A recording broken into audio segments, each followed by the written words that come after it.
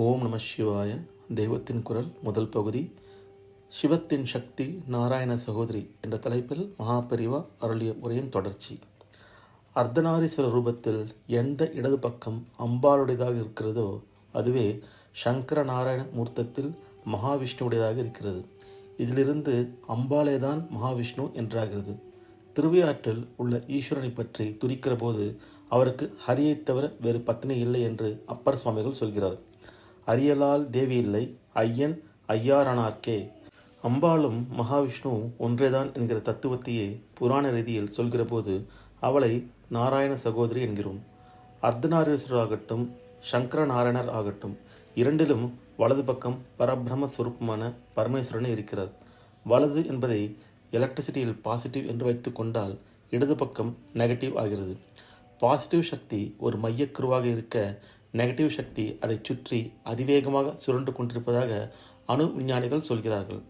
உலகம் எல்லாவற்றுக்கும் ஆதாரமாக, ஆனால் காரியமே இல்லாமல் இருக்கிற நிர்குணமான பிரம்மத்தை மையமாக ஆதாரமாக கொண்டு உலகத்தையெல்லாம் சிருஷ்டித்து நடத்தி காரியத்தை செய்து வருகிற சகுனமான சக்தி இயங்குவது பாசிட்டிவை சுற்றி நெகட்டிவ் சுழல்கிறது தான்.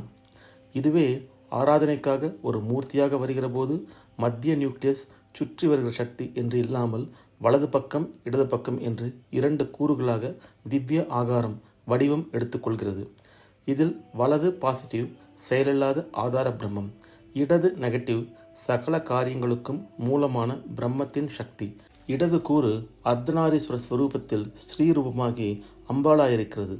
சங்கர நாராயண வடிவத்தில் புருஷ ஆகாரம் கொண்டு ஸ்ரீ மகாவிஷ்ணுவாக இருக்கிறது. திருமங்கை ஆழ்வார் பெருமாளை பற்றி பாடுகிற போது பிறைத்தங்கு சடையானை வளத்தே வைத்து என்கிறார். பெருமாள் தமக்கு வலப்பாதியில் ஈஸ்வரனை வைத்து கொண்டிருக்கிறார் என்றால் ஈஸ்வரனின் இடப்பாகத்தில் பெருமாள் இருக்கிறார் என்றுதான் அர்த்தம். காரியமில்லாமல் கேவல ஞானமயமாக இருக்கிற பிரம்மத்தை பரமேஸ்வரன் என்றால் சகல ஜெகத் காரணமாக மாயா தத்துவத்தையும் இதிலிருந்து விடுவிக்கிற காருண்யத்தையும் அம்பாள் என்றோ மகாவிஷ்ணு என்றோ சொல்கிறோம். பரமேஸ்வரனுடைய சக்தி அவள், சாக்ஷாத் நாராயணனே அவள்.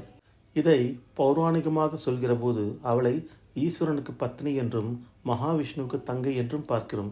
அம்பாளை சிவசக்தி ஐக்கியரூபிணி என்று சொல்லி முடிக்கிற லலிதா சகஸ்ரநாமத்தில் இன்னொரு இடத்தில் பத்மநாப சகோதரி என்று கூறியிருக்கிறது. அம்பாளை தவிர வேறெந்த தேவதா பேரத்தையும் பாடாத ஸ்ரீ ஷியாமா சாஸ்திரிகள் தம் கீர்த்தனைகளிலெல்லாம் அவளை ஷியாமா கிருஷ்ண சகோதரி என்றே அழைத்து இதையே தம் முத்திரையாக வைத்திருக்கிறார். கிருஷ்ணாஷ்டமியின் போதே யசோதைக்கு பெண்ணாக பிறந்த விஷ்ணுமாயை அவள்தான். ஸ்ரீ ராமநவமியின் போதோ அவள் ஞானாம்பிகையாக அவதரித்த வசந்த நவராத்திரி நிகழ்கிறது. விஷ்ணு அவதரித்த போது இவளும் அவதரித்தாள் என்றால் இரண்டும் ஒன்று அல்லது உடன்பிறப்புகள் தானே. ஆண்டாள் ஸ்ரீ கிருஷ்ண பரமாத்மாவை கல்யாணம் செய்து கொள்வதாக சொப்பனம் கண்டு அதை பாசுரமாக பாடியிருக்கிறாள்.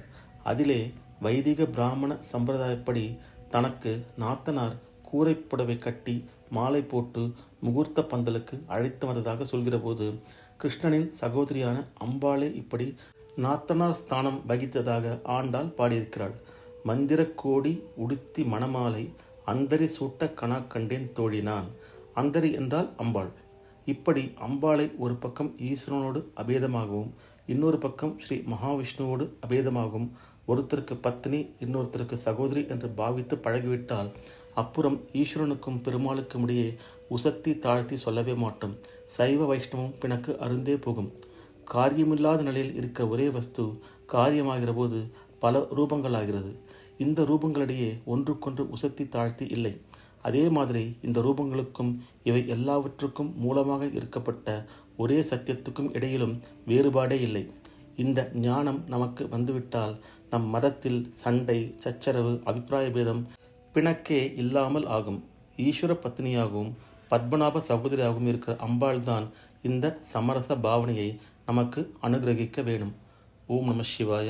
இந்த அருள் உரையின் தொடர்ச்சியை அடுத்த பதிவில் பார்ப்போம். ஓம் நம சிவாய. ஹரஹர சங்கர, ஜெய ஜெய சங்கர, காஞ்சி சங்கர, கமகோட்டி சங்கர.